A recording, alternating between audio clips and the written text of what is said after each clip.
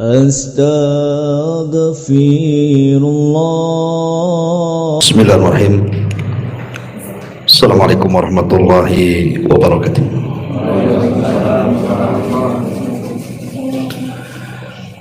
Alhamdulillah wassalatu wassalamu ala rasulillah wa ala alihi wa sahbihi wa mawalah wa la hawla wa la quwata illa billahi wa ba'du.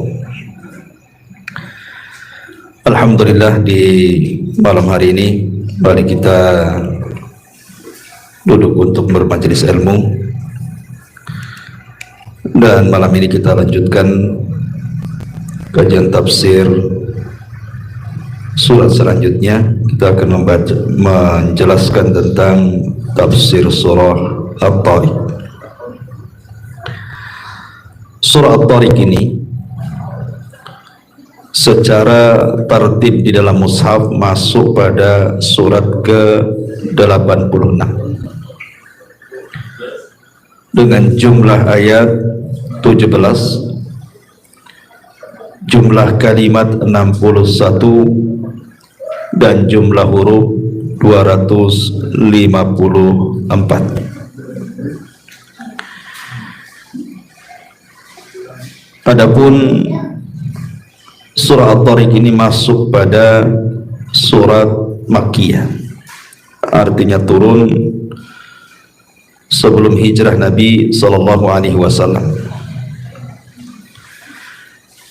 Dan penamaan kenapa surat ini disebut At-Tariq, karena memang ada lafaz At-Tariq di dalam ayat-ayatnya. Baik, ma'asyiral muslimin yang dimuliakan Allah Subhanahu wa taala, termasuk di sini a'udzubillahi minasyaitonir rajim. Bismillahirrahmanirrahim.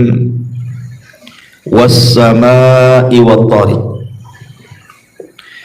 Wa ma adraka mat-tariq, an-najmu thaqib. Was-samaa' demi langit, wat-tariq dan yang datang pada malam hari. Wa ma adraka mat-tariq, dan tahukah kamu apa yang datang pada malam hari itu? Maka Allah Subhanahu wa taala menjawab, an-najmu ats-tsaqib, yaitu bintang yang bersinar tajam. Baik. Di sini Allah Subhanahu wa taala bersumpah dengan dua perkara. Pertama dengan langit, dan yang kedua dengan At-Tariq. Yang dimaksud Tariq di sini tadi dijelaskan adalah bintang yang bersinar tajam.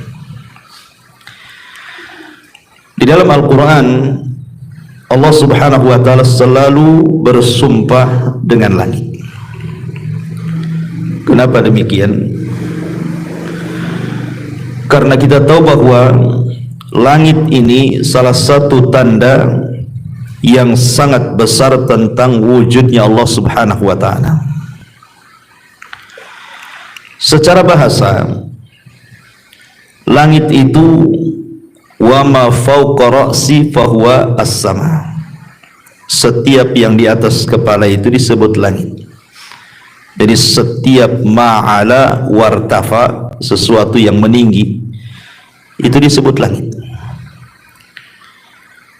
Makanya kalimat sama itu ada dua makna. Pertama secara hissi, dan yang kedua secara ma'nawi.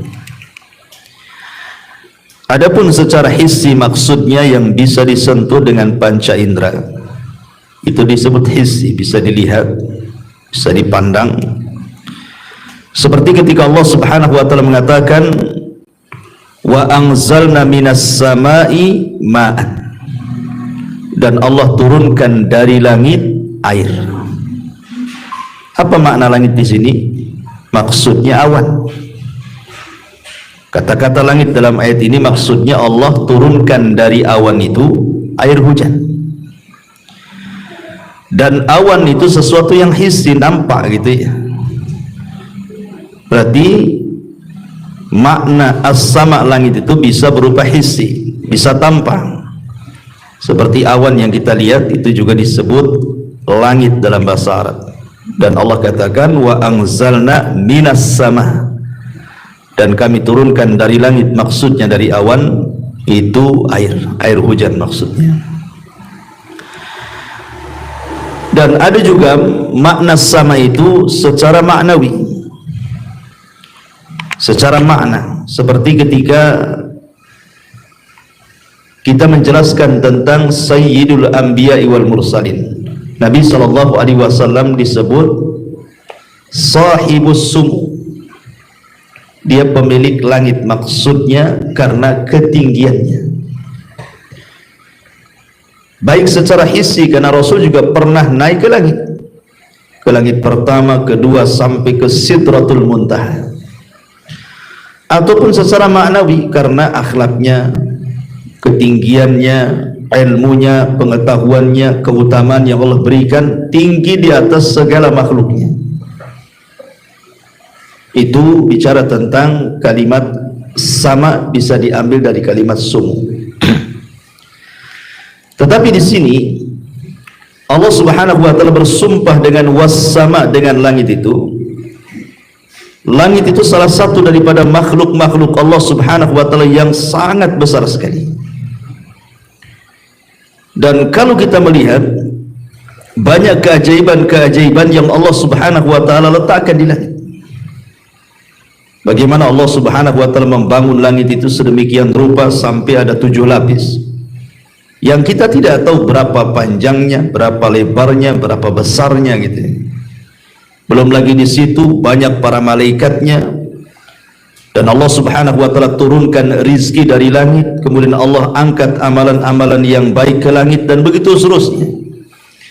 Intinya bahwa Allah menjadikan sumpah dengan langit itu adalah sebagai tanda-tanda yang sangat besar tentang wujudnya adanya Allah Subhanahu wa taala dan kemahabesaran dan kemahakuasaan Allah sebagai sang khalik pencipta langit dan bumi. Ma'asyiral muslimin yang dimuliakan Allah Azza wa Jalla, itu bicara tentang langit. Kemudian di sini bicara tentang wat-tariq. Apa sih tariq ini? Secara bahasa, tariq itu kalau antum masuk ke rumah kemudian mengetuk pintu, nah itu disebut at-tarqu namanya. Kalau antum masuk rumah mengetuk pintu, tuk tuk tuk tuk, itu disebut dalam bahasa Arabnya at-tarqu, mengetuk. At-tariq ini isim fa'il, artinya orang yang mengetuk dalam bahasa Arabnya kan. At-tariq itu orang yang mengetuk. Kemudian di sini Allah Subhanahu wa taala hubungkan dengan langit. Pertanyaannya, siapa yang mengetuk langit?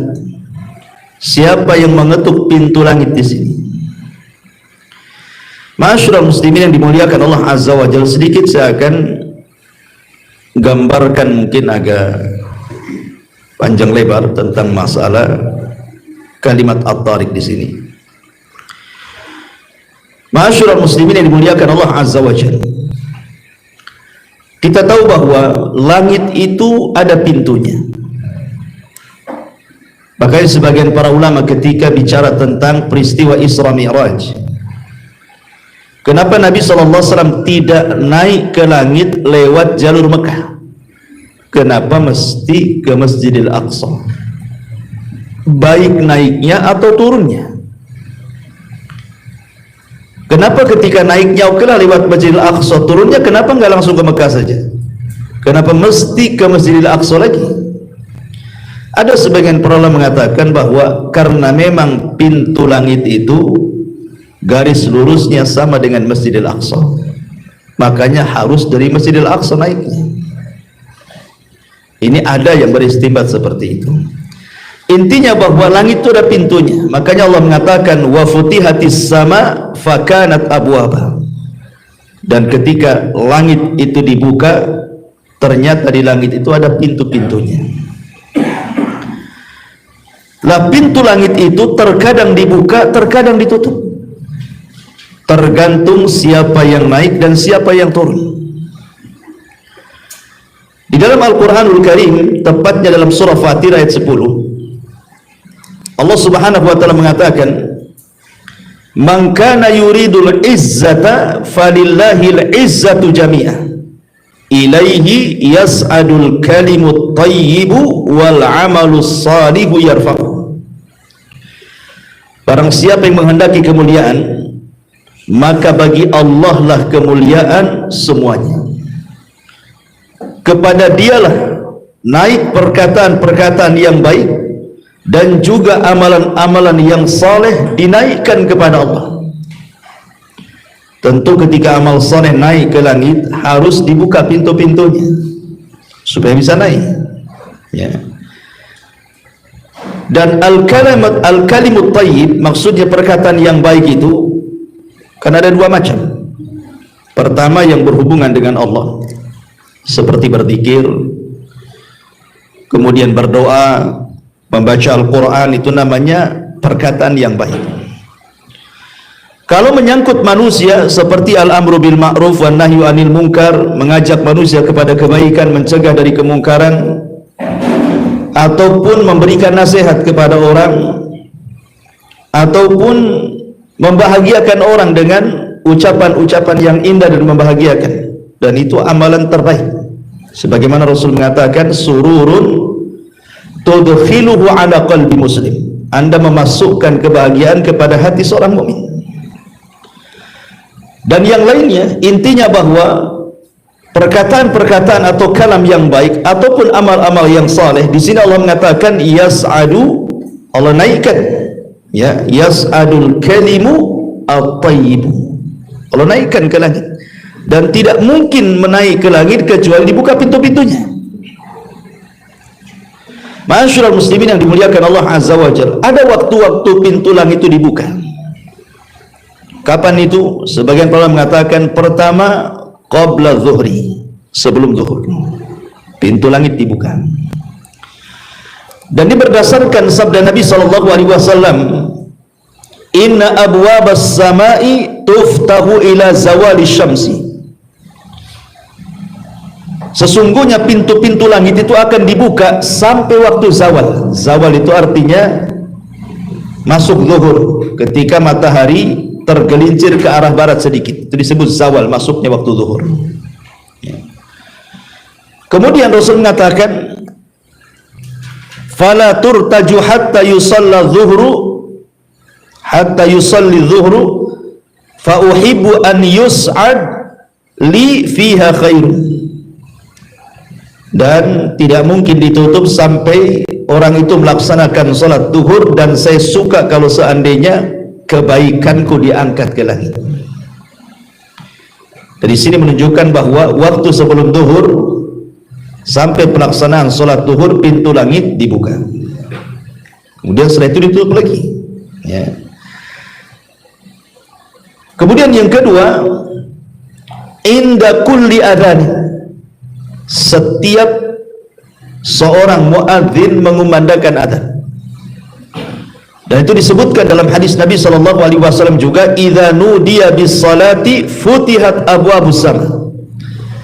Apabila nudiyah artinya seseorang mengumandangkan adzan untuk salat, maka pintu-pintu langit akan dibuka dan juga doa-doa akan diijabah. Ini yang kedua. Yang ketiga, indar ribat baina salataini, indar ribat baina salataini, sebagaimana Rasul mengatakan, abshiru hadza rabbukum qad futiha baban min abwabis sama yubahi bikumul malaikah. Ketika seseorang menjaga di perbatasan antara negara Islam dan negara kafir, dan dia menunggu dua sholat, mungkin zuhur ke asar, asar ke maghrib, dan begitu seterusnya, artinya diperuntukkan untuk siapa? Para mujahidin.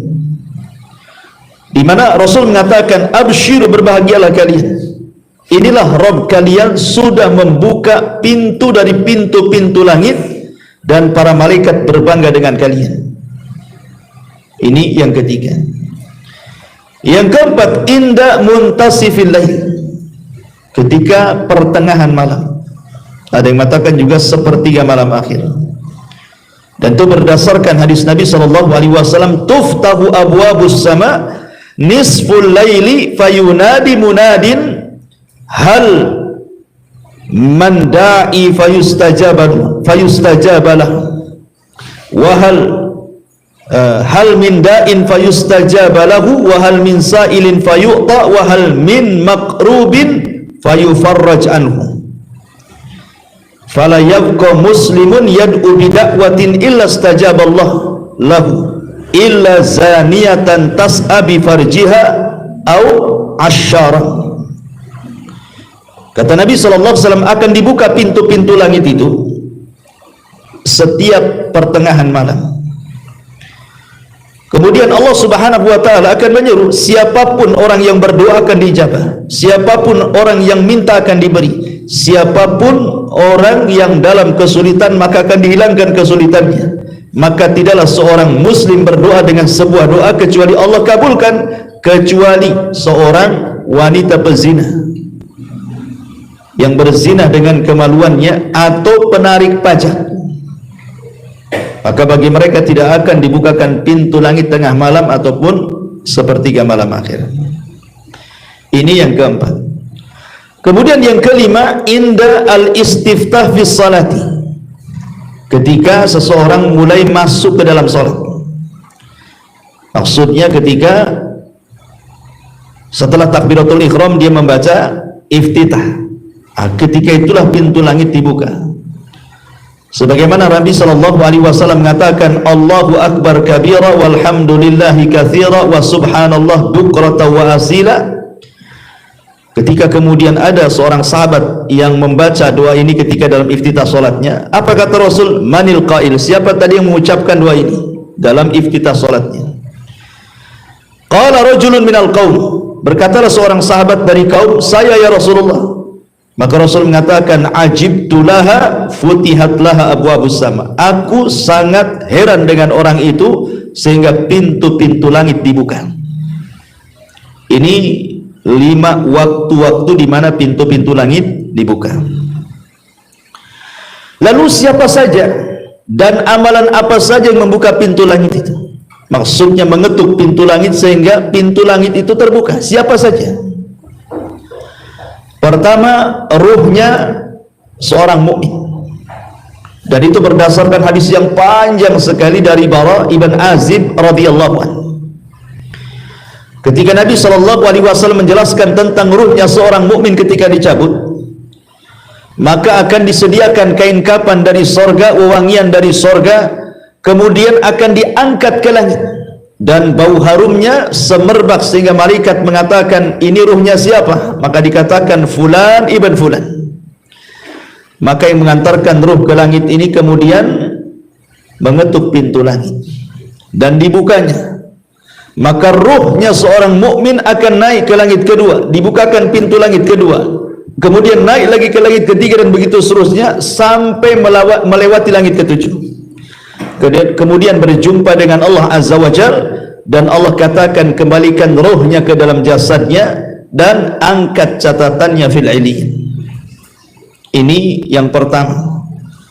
Jadi kalau ada rohnya para nabi yang meninggal, rohnya wali-wali saleh, ruhnya para syuhada, ruhnya para siddiqin dan orang-orang saleh dari kalangan kaum mukminin, maka ruh-ruh inilah akan menembus dan akan memukul pintu langit sehingga terbuka, sehingga mereka bisa menembus langit.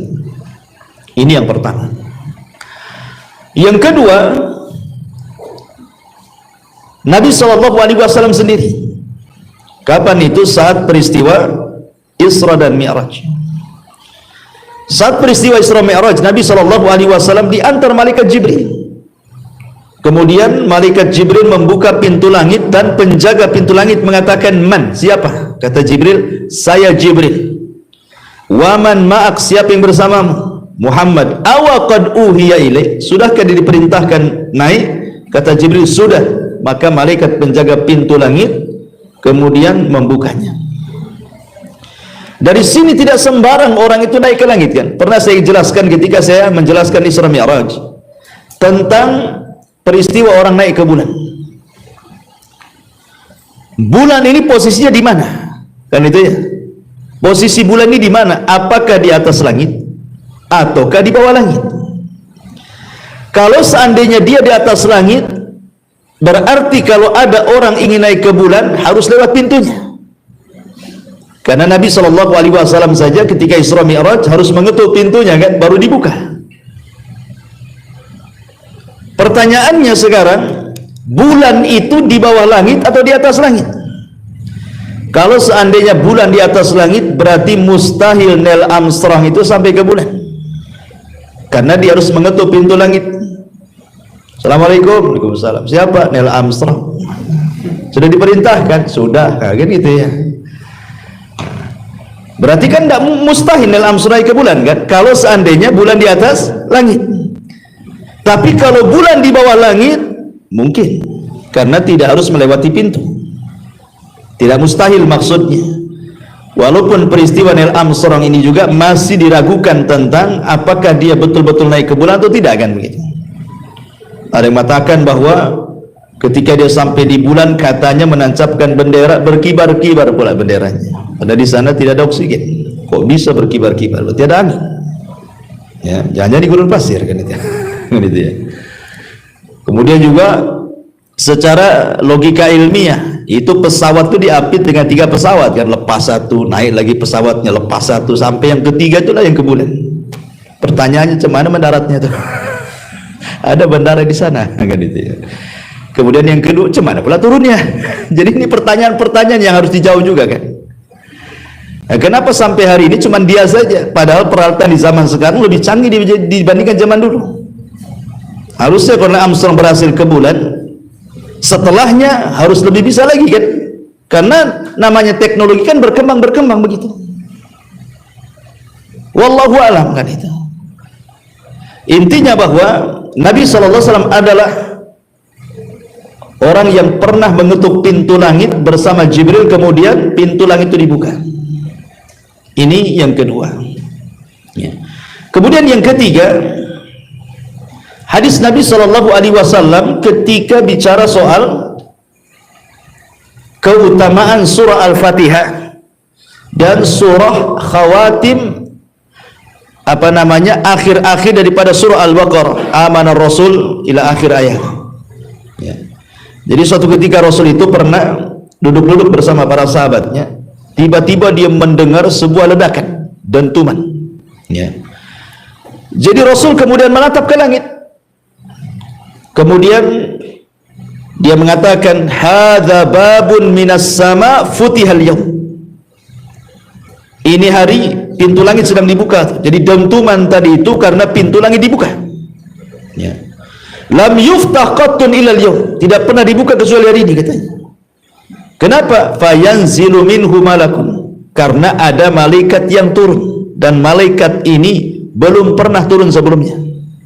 Dia turun ke bumi, kemudian mengucapkan salam kepada Rasulullah dan mengatakan, abshir binuraini utitahuma lam yu'tahuma nabiyyun qabla. Bergembiralah, kata malaikat ini, engkau mendapatkan 2 cahaya yang tidak pernah diberikan kepada nabi qablaka sebelum. Kemudian dia mengatakan, Fatihatul Kitab wa khawatim suratil Baqarah, surah Al-Fatihah dan akhir-akhir surah Al-Baqarah, lan taqra'a biharfin minha illa a'taitahu, tidaklah engkau membaca satu huruf dari keduanya kecuali engkau akan diberi. Lah, malaikat ini tidak pernah turun sebelumnya. Dia turun itu ingin menyampaikan kabar gembira kepada Nabi, kemudian naik lagi kan gitu, otomatis kan dibuka pintunya. Inilah orang-orang yang pernah naik ke langit, artinya yang menyebabkan pintu langit itu terbuka. Adapun amal-amal yang membuka pintu langit itu banyak, seperti umpamanya hadis Nabi SAW ketika bicara tentang para malaikat. Jadi para malaikat Berarti kalau tadi kita simpulkan malaikat, kemudian Nabi SAW, kemudian turunnya seorang mukmin. Ya. Dan malaikat yang naik turun ini, saya tambah sedikit, itu bukan bicara tentang masalah surah Al-Fatihah dan khawatim akhir surah Al-Baqarah saja, tidak. Tapi juga ada hadis Nabi SAW ketika Allah Subhanahu Wa Taala membagi tugas kepada para malaikat untuk mencatat amal seorang Muslim di malam dan di siang hari. Kata Nabi SAW, yata'aqabuna fikumul malaikatul laili wa malaikatul nahar.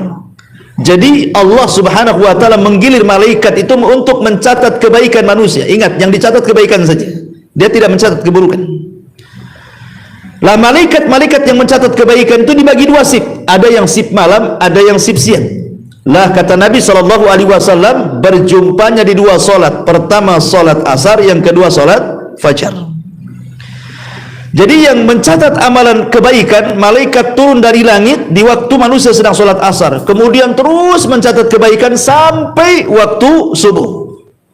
Kemudian sebelum naik, malaikat yang mencatat kebaikan di siang hari turun ketika manusia sedang solat.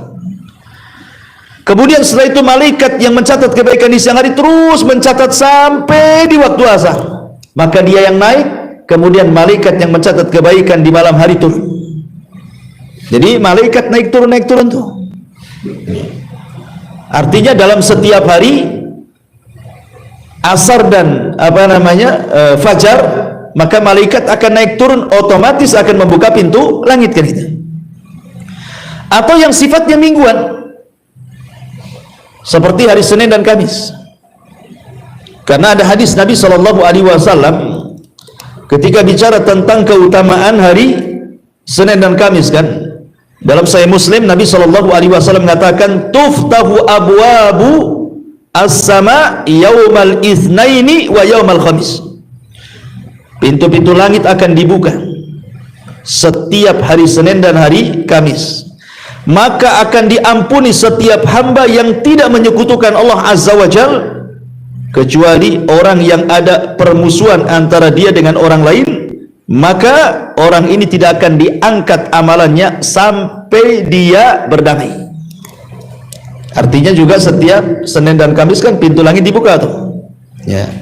Atau setahun sekali di bulan Sya'ban. Ini bulan Rajab kan? Berarti bulan depan tuh. Bulan depan itu 1 bulan pintu langit dibuka. Sebagaimana hadis Nabi SAW ketika bicara soal keutamaan bulan Sya'ban. Kata Nabi SAW, dari hadis Usama ibn Zaid, dia mengatakan, ya Rasulullah, lam araka tasumu syahran minasyuhuri ma tasumu min Sya'ban. Rasul, aku tidak pernah melihat kau banyak puasa sunnah melebihi bulan Sya'ban. Hampir setiap hari gitu.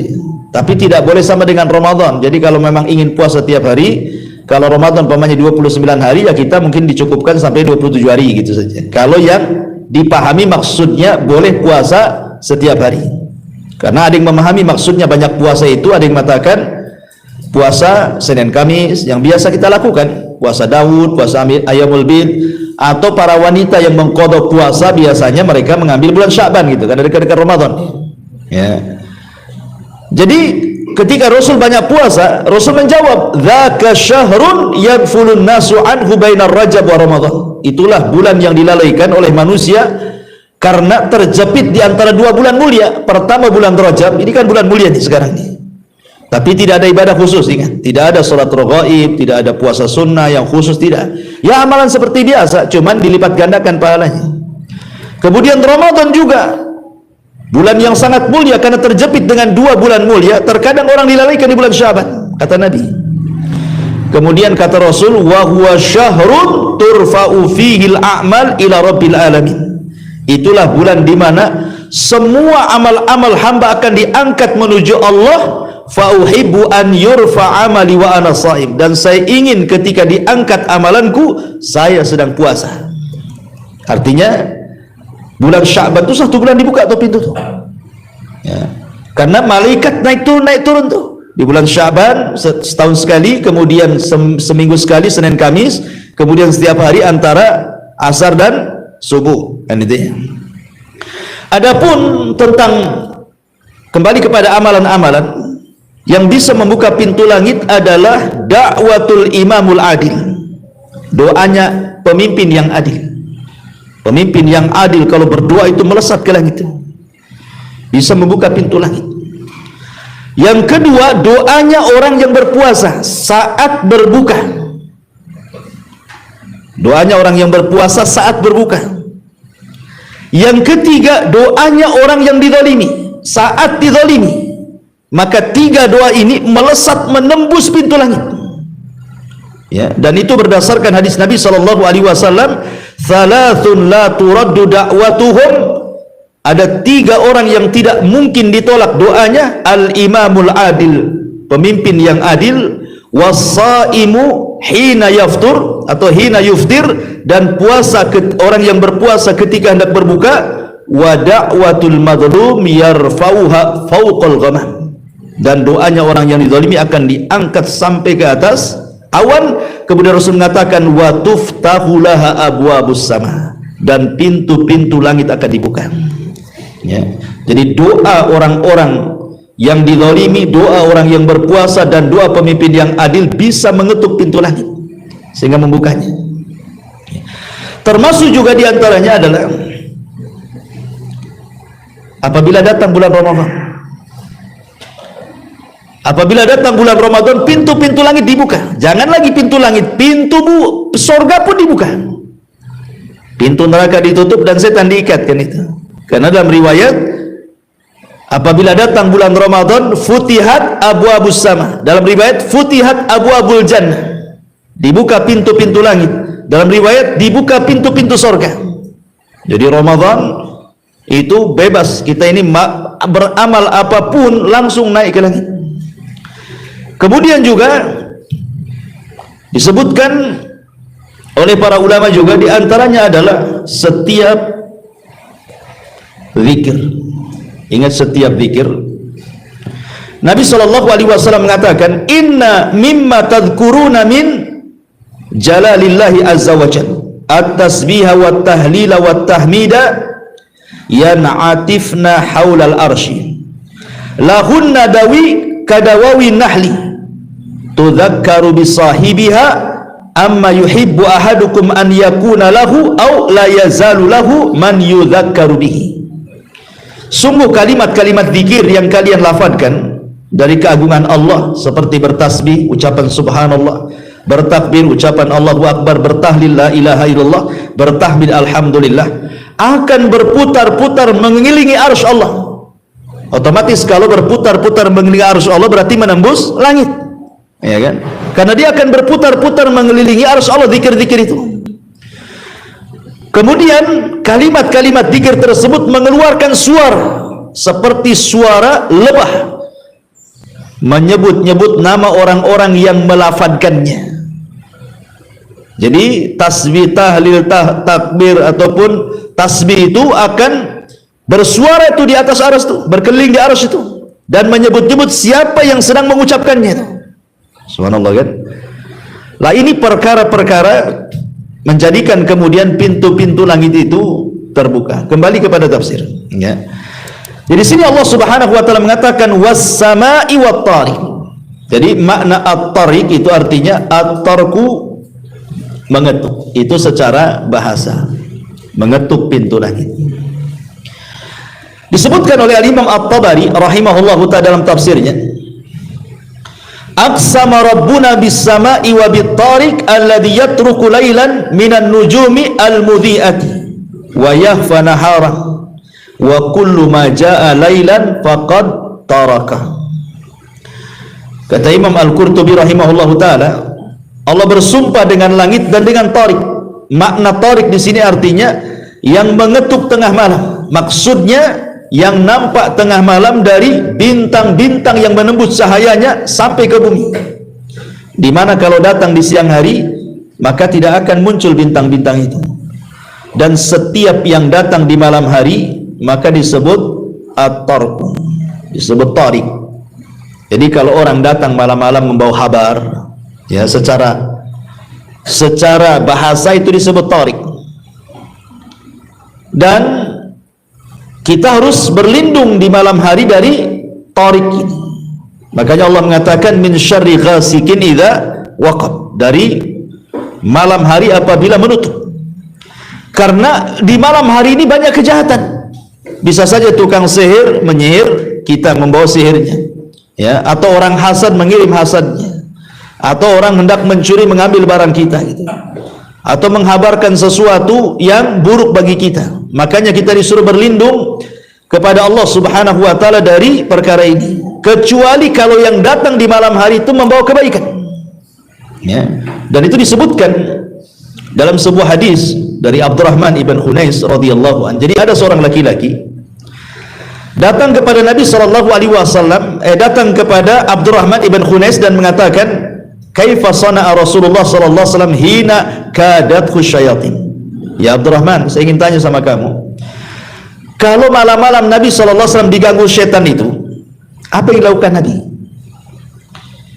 Maka kata Abdurrahman ibn Khunais ini, "In hadaratis syayatin minal audiyati wasyi'ab yuriduna Rasulullah sallallahu alaihi wasallam fahamma syaitan ma'ahu syu'latun min narin an yuhriqa biha Rasulullah sallallahu alaihi wasallam." Jadi dulu ada kisahnya, kata Abdurrahman. Jadi setan-setan itu datang dari lembah-lembah, dari hutan-hutan dulu, menghampiri Nabi sallallahu alaihi wasallam, hendak membakar Nabi, membawa api hendak membakar Nabi. Lah ketika Rasul melihat api itu, dia kaget gitu ya. Maka Jibril kemudian datang kepada Nabi sallallahu alaihi wasallam melindungi Rasul. Kemudian Jibril mengajarkan satu doa. Qul ya Muhammad, katakan ya Muhammad, a'udzu bi kalimatillahi tamah alladzi yujawizuhunna barrun wala fajirun min syarri ma khalaq wa bara'a wa dhara'a wa min syarri ma yanzilu minas sama' wa min syarri ma ya'ruju fiha wa min syarri ma dhara'a fil ardi wa min syarri ma yakhruju minha. Di sini syahidnya, wa min syarri fitanil laili wan nahari wa min syarri kulli tarik. Di sini ada lafaz wa min syarri kulli tarik illa tarikan yatruku bi khairin ya Rahman. Kata Jibril, bacalah wahai Muhammad doa aku berlindung dengan kalimat-kalimat Allah yang sempurna, yang tidak akan diterobos oleh orang baik ataupun orang durhaka, dari kejahatan apa yang diciptakan dan dijadikannya, dari kejahatan apa yang diturunkan dari langit dan apa yang dinaikkan ke langit, dan dari kejahatan yang tumbuh di bumi dan yang keluar dari bumi, dan dari kejahatan fitnah-fitnah malam dan fitnah-fitnah siang, serta dari kejahatan yang datang, ya itu makna torik itu ya, yang datang di waktu malam kecuali dengan tujuan baik, wahai Tuhan yang Maha Pengasih. Di sini ada kalimat wa min syarri kulli tarikin illa tarikan yatruku bil khair. Kita berlindung dari setiap yang datang di malam hari, kecuali dia datang membawa kebaikan. Tapi kalau membawa keburukan seperti tukang sihir, ya kan, ataupun orang yang hasad, sedang hasad kepada kita, atau para pencuri yang hendak mengambil harta kita, atau binatang-binatang yang hendak menyakiti kita dari binatang-binatang buas, kita berlindung dengan cara apa? Membaca qul a'udzu birabbil falaq, ya, qul a'udzu birabbil falaq min syarri ma khalaq wa min syarri ghasiq. Nah ini ghasiq itu artinya malam hari, dari setiap kejahatan di malam hari apabila sudah menutupi siang hari atau sudah gelap gulita, karena syaitan itu kekuatannya ada di malam hari. Makanya Nabi Musa ketika mengajak duel tukang-tukang sihir tidak mau di malam hari, tetapi mencari di waktu duha, karena itu lemahnya kekuatan sihir, ya. Nah, ini juga makna tarik. Tetapi kalau kita melihat kepada ayat Al-Quran yang kita sedang pelajari di sini Allah Subhanahu wa taala sudah menjelaskan apa itu makna tarik. Di sini Allah mengatakan was sama'i wat tarik wa ma adraka mat tarik. Kata Sufyan Ats-Tsauri, kalau dalam Al-Quran ada lafaz wa ma adrak, itu berbeda dengan wa ma yudrik. Adrak fi'lul madhi, yudrik fi'lul mudhari. Kata Sufyan Ats-Tsauri, kalau di dalam Al-Quran antum mendapatkan lafaz wa ma adrak, berarti pasti setelahnya ada jawabannya, ya. apa yang dimaksud dengan wa ma adraktu. Tapi kalau menggunakan fi'lul mudhari wa ma yudrik, maka pasti tidak ada jawaban setelahnya. Berarti perkara itu gaib yang tahu hanya Allah saja. Di sini Allah menggunakan fi'lul madi, artinya ada jawabannya. Ketika Allah mengatakan apa itu tariq, wa tariq, apa itu tariq kan? Maka dijawab langsung an-najmu tsaqib. Berarti tariq di sini maksudnya bintang yang menembus cahayanya, yang sangat terang benderang. Ya. Sama dengan kalimat wa ma adraka mal qariyah. Dijelaskan setelahnya apa itu qariyah.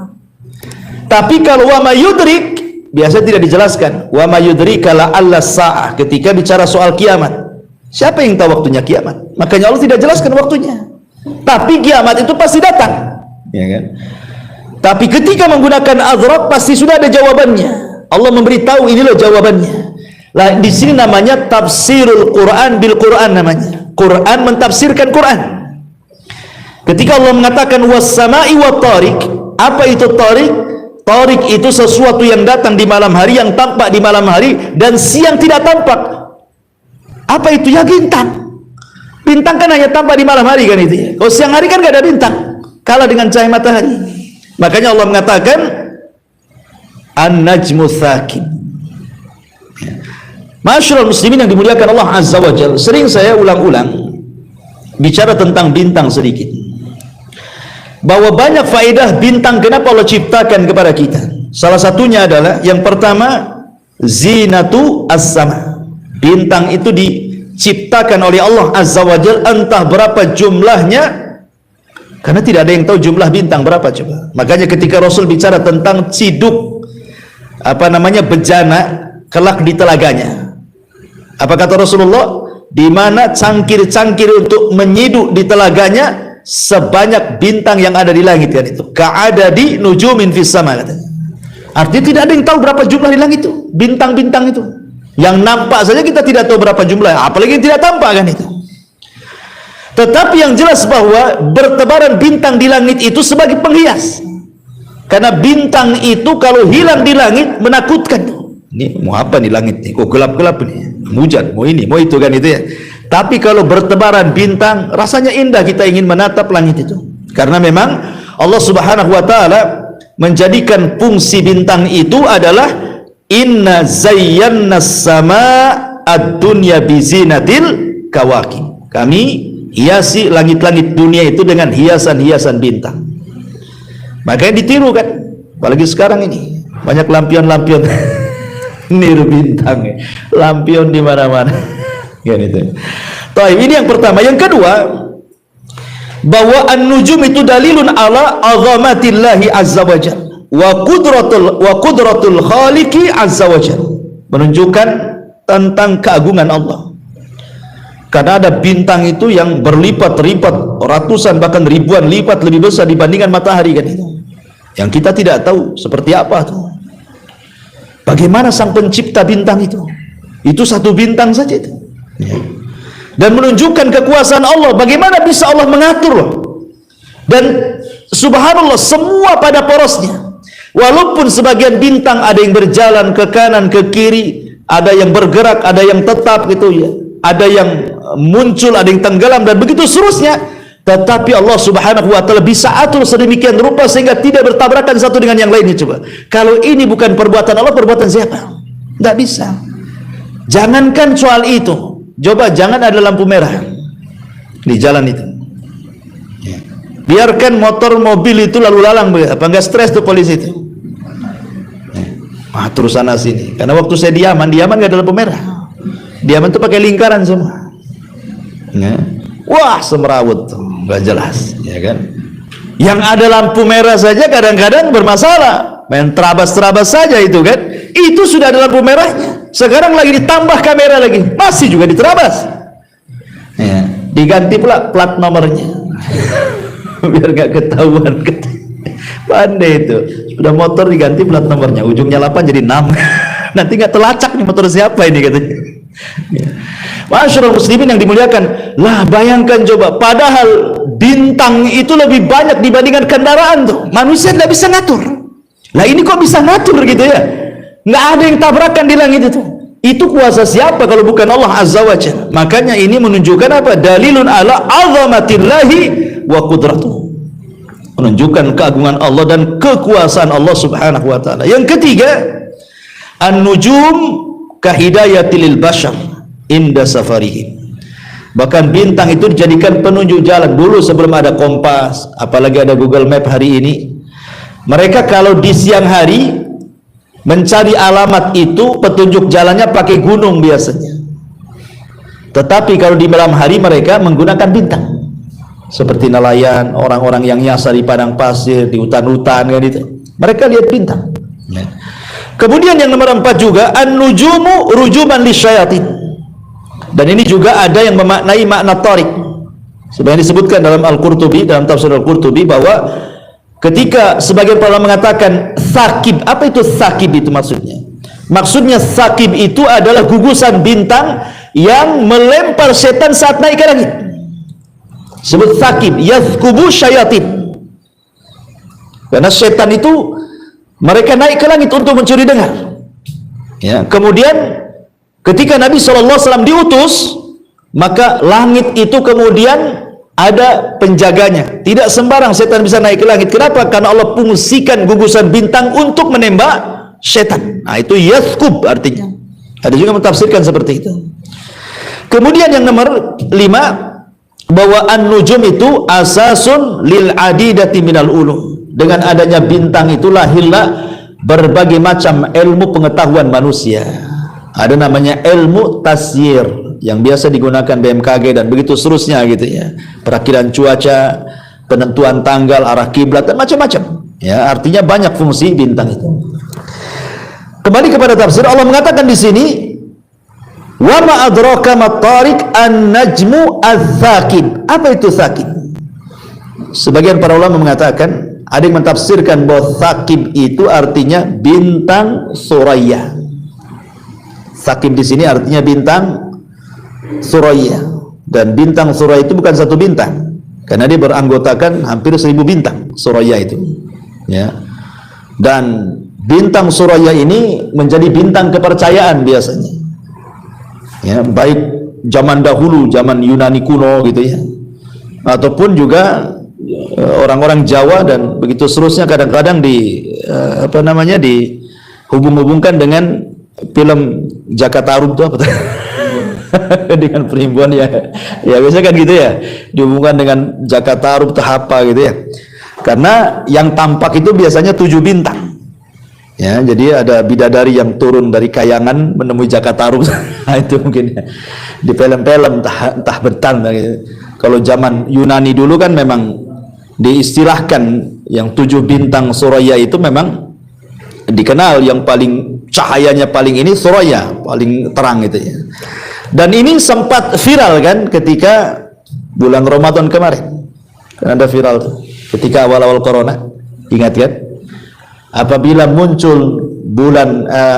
muncul bintang Suraya di pagi hari di bulan Mei, maka wabah corona akan hilang di sebuah negeri. Sampai viral tuh ceramahnya kan. Siapa tuh Ustadz siapa dulu itu, untuk kemudian menukilkan beberapa hadis Nabi SAW. Di antaranya Nabi mengatakan, idza tala'an najmu rufi'atil aha fi ahli kulli baladin. Jadi apabila bintang terbit gitu ya, maksudnya bintang Suraya, maka penyakit akan diangkat dari tiap-tiap negeri gitu. Dalam riwayat Abi Hanifah ada kalimat dza sabahin, maksudnya di waktu pagi ya. Sebenarnya hadis ini memang diambil dari dua-duanya lemah, tidak ada yang sahih. Dua-duanya lemah, tidak ada yang sahih. Sebagaimana dijelaskan oleh Syekh Nasiruddin Al-Albani rahimahullah taala, dan juga sebelumnya, karena juga ini riwayat Abu Hanifah. Jadi seolah-olah bersendirian Abu Hanifah dan Is ibn Sufyan itu dinyatakan dhaif. Apalagi Abu Hanifah ditolak riwayatnya oleh Bukhari, Muslim dan para ulama yang lain, walaupun dia memang gagah dari segi fikih ya. Dari segi fikih, maka dari segi hadis dinyatakan lemah. Abu Hanifah itu dinyatakan lemah karena ya tadi Dia tidak dikenal dari ilmu hadisnya. Makanya Imam Bukhari tidak mengambil hadis dari Abu Hanifah. Ya. Tapi sekalipun anggaplah dua riwayat dari Is ibn Sufyan dari jalur Atha dari Abu Hurairah dan juga dari Abi Hanifah dari Atha dari Abu Hurairah itu anggaplah benar, sahih kita katakan. Maka yang dimaksud hadis ini bukan corona maksudnya. Ulama mengatakan bukan corona karena konteksnya ini bicara tentang hama. Sebenarnya bicara konteksnya tentang hama.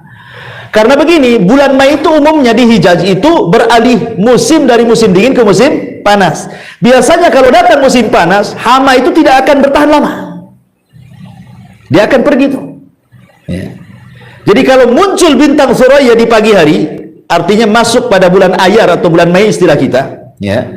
Itu memasuki perubahan cuaca itu dari dingin ke panas. Dengan munculnya bintang Suraya itu pertanda bahwa beralihnya musim. Tetapi di sini bukan berarti kemudian bintang Suraya itu yang mempengaruhi terangkatnya wabah. Tidak ada bintang yang punya pengaruh terhadap kejadian-kejadian bumi, tidak ada. Makanya Rasul celah tentang ilmu nujum, perdukunan itu. Karena mereka menganggap bahwa bintang-bintang itu punya pengaruh kan. Jadi kemunculan bintang Suraya di pagi hari itu hanya sekedar pertanda peralihan musim saja dari musim dingin ke musim panas. Dan umumnya bulan Ayar atau bulan Mei itu buah-buahan sudah matang. Dan buah kalau sudah matang jarang terkena hama, ya kan? Jadi konteksnya ini adalah soal jual beli buah-buahan yang ada di tangkainya sebenarnya. Makanya di Islam melarang, tidak boleh kita menjual buah yang ada di tangkainya kalau belum nampak kematangannya kan itu ya. Kayak orang dulu kan biasanya main tembak saja, jual dia apa? Oh, apa? Ijotnya istilahnya. Ya, ini berapa nih? Main tebak saja sekian. Itu kan ada untung ada buntung. Kalau pas kemudian jadi semua, buntunglah itu yang punya mangga. Untung yang membeli kan. Sekali gagal semua datang hama, buntunglah yang membeli, untung pula penjual. Jadi perjudian jadinya kan. Makanya dilarang, Rasulullah SAW melarang tidak boleh jual beli buah-buahan di tangkai sampai jelas-jelas yabdu solahuha kan itu, nampak kematangannya. Karena biasanya kalau buah sudah matang tidak mungkin termakan hama. Ya. Dan itu kejadiannya apabila bintang Suraya itu turun dan itu bertepatan di awal bulan Mei. Tapi entah kemana-mana hadis ini kemudian waktu itu saya masih dengar itu rekamannya bahwa hadis ini dijadikan pertanda hilangnya corona. Rupanya setelah lewat bulan Mei masih juga corona. Lahir pula anak-anak corona tuh dengan berbagai macam anak-anaknya itu. Kan gitu ya.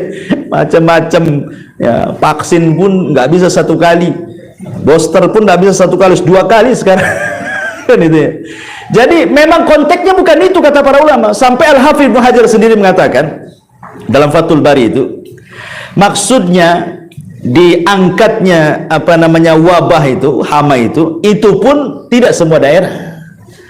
Kalau menurut pendapat Ibnu Abdul Bar, maksudnya adalah di daerah-daerah yang ada pohon kurmanya. Tapi kalau menurut Ibnu Hajar, maksudnya di daerah Hijaz. Hijaz itu ya Mekah, Madinah dan sekitarnya, tidak semua. Gitu maksudnya ya. Nah, jadi dibatasi dengan tempat, tidak benar. Jadi riwayat-riwayat ini lau faradna, kalaulah kita terima itu sahih, maka bukan berarti kemudian kalau datang bulan Mei gitu ya, bulan Ayar, muncul bintang Suraya itu di subuh, maka corona akan diangkat dari sebuah negeri. Kenyataannya enggak diangkat-angkat sekarang kan. Memang bukan itu teksnya. Walaupun seandainya, kalau seandainya hanya sekedar tafaul saja tidak apa-apa. Maksudnya tafaul itu ya berharaplah. Mudah-mudahan dengan adanya bintang Suraya kan itu pertanda musim dingin hilang, datang musim panas. Ya mudah-mudahan wabah diangkat ya. Mungkin kalau tafaul saja tidak apa-apa. Tapi kalau menyandarkan dengan jazm, dengan jelas bahwa corona akan diangkat dengan munculnya bintang Suraya, ini tidak bisa. Pertama karena riwayatnya juga lemah kan itu ya. Kalaupun sahih maksudnya bukan bicara wabah secara umum, tapi bicara hama ya, yang mengenai pohon-pohon dan buah-buahan. Itu maksudnya, konteksnya itu bicara tentang jual beli buah-buahan yang ada di pohon gitu maksudnya. Lah ada yang mentafsirkan bahwa as-sakib di sini artinya adalah Suraya. Ya. Tetapi sebagian ahli tafsir mengatakan tidak. Ya, maksudnya an-najmu tsaqib ya semua bintang yang ada di langit itu disebut najmu tsaqib. Dan itu menunjukkan kuasa Allah Subhanahu wa taala. Ya, ini Di antara penafsiran wa ma adraka ma tariq an-najmu tsaqib. Wallahu a'lam ikhwan, saya kira sampai 3 ayat saja. Insyaallah kita lanjutkan minggu depan. Kalau ada yang bertanya silakan kita buat pertanyaan. Iya. Kalau yang kalau hari Jumat kan malaikat turun dan jaga sebelum evakuasi ini bukan. Enggak. Ya, malaikat yang memang dia bertugas di pintu-pintu masjid. Karena itu turun tidak. Iya. Dia nyatat dia. Pagi-pagi malaikat udah duduk udah berdiri itu bawa catatan tuh. Yang masuk saf pertama kasih pahala seolah-olah berkorban unta kan itu. Saf kedua seolah berkorban sapi, saf ketiga seolah berkorban kambing, kemudian saf kelima, keempat ayam, kelima telur ayam. Ya sudah sampai telur ayam.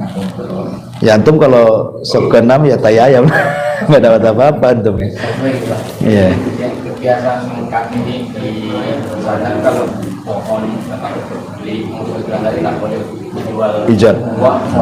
Yang masih ada sawah kami kan biasanya di Jawa itu cengkeh itu kan kadang-kadang kita kan nggak mau panen, kadang-kadang belum mau panen mereka itu udah mereka bawa diri sendiri, jadi dibeli berdasarkan dengan lihat aja satu pohon sama berapa pohon kita punya pohon ini 100, ini 300, 700. Iya.